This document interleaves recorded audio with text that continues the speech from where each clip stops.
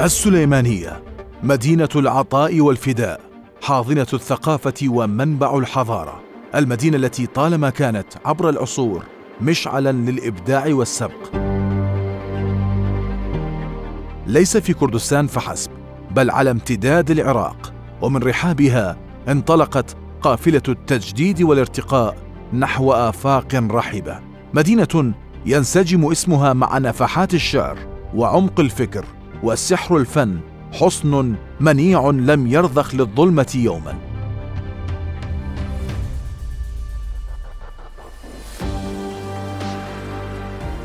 ويشهد التاريخ كيف أن هذه الأرض الطيبة كانت على الدوام ينبوعا فياضا يفيض ثقافة وتجددا، مدينة ليست مجرد صخور وأسوار، بل هي كيان ينبض بالحياة، يسخر بقصص الصمود والإلهام، ومنها فاضت الحركات الفكرية والثقافية والعلمية كالسيل الجارف لتروي أرجاء كردستان والعراق وتنثر بذور الوعي والتقدم.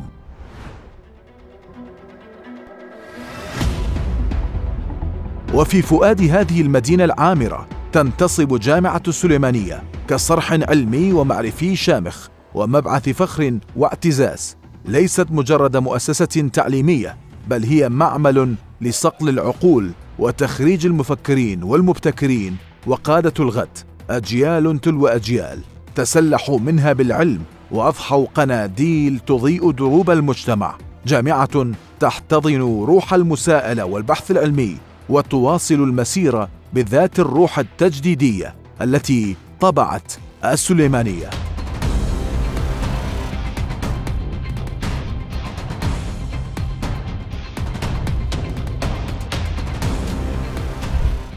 واليوم يتجسد هذا الإرث العريق من الإبداع والريادة في ميدان الصحة بصورة ناصعة ومتوهجة في مدينة فاروق الطبية، قلعة طبية حديثة أصبحت محط آمال وثقة الآلاف.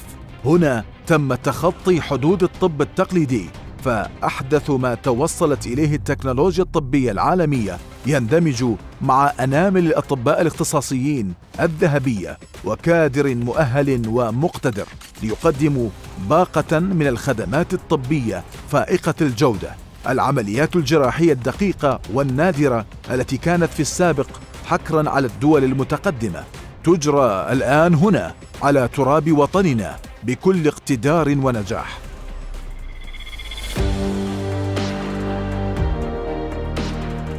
وضمن هذه الكوكبة من الإنجازات الطبية الفارقة يتلألأ برنامج زراعة الكبد في مدينة فاروق الطبية كنجم ساطع في سماء الطب.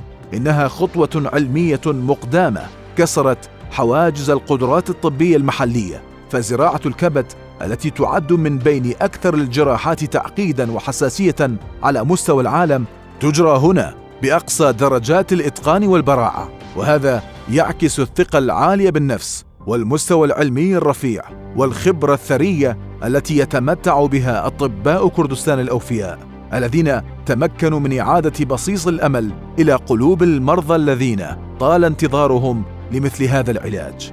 كل عملية زراعة كبد ناجحة هي بمثابة ميلاد حياة جديدة، قصة استعادة الأمل ورسم البسمة على وجوه المرضى وذويهم.